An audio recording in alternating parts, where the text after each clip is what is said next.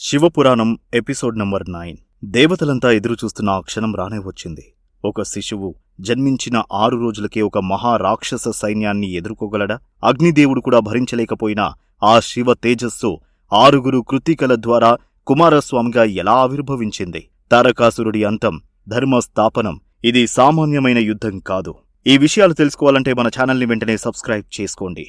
శివపార్వతుల కళ్యాణం తర్వాత వారిద్దరి కలయిక వల్ల ఒక అపారమైన తేజస్సు పుట్టింది. ఆ శక్తి ఎంత పవర్ఫుల్ అంటే సాక్షాత్తు అగ్నిదేవుడు కూడా దానిని భరించలేకపోయాడు.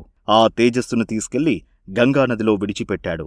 ఆ గంగమ్మ కూడా దాని వేడికి తల్లడిల్లి శరవణము అనే రెల్లు పొదల్లోకి చేర్చింది.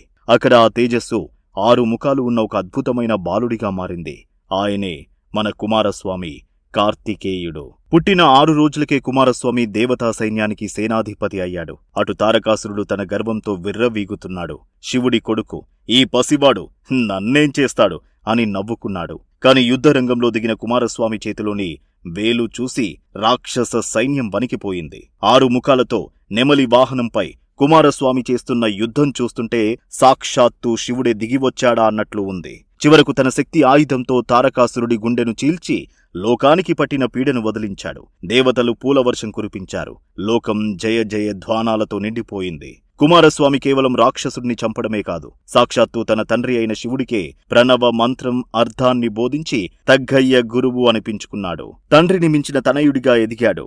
అయితే కుమారస్వామి పుట్టుకతోనే తారకాసురుడి అంతమైపోయింది. కాని శివపురాణంలో మరో పెద్ద ముప్పు పొంచి ఉంది. అది గజముఖాసురుడు.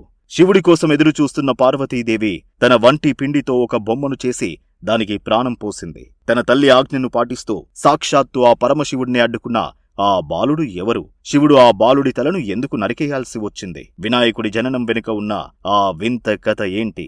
గజాననుడు, ఏకదంతుడు, విఘ్నేశ్వరుడు ఎలా అయ్యాడు? నెక్స్ట్ ఎపిసోడ్ వినాయక జననం, శివగణాలకు అధిపతి. మిస్ అవ్వకండి. Goose bumps guarantee.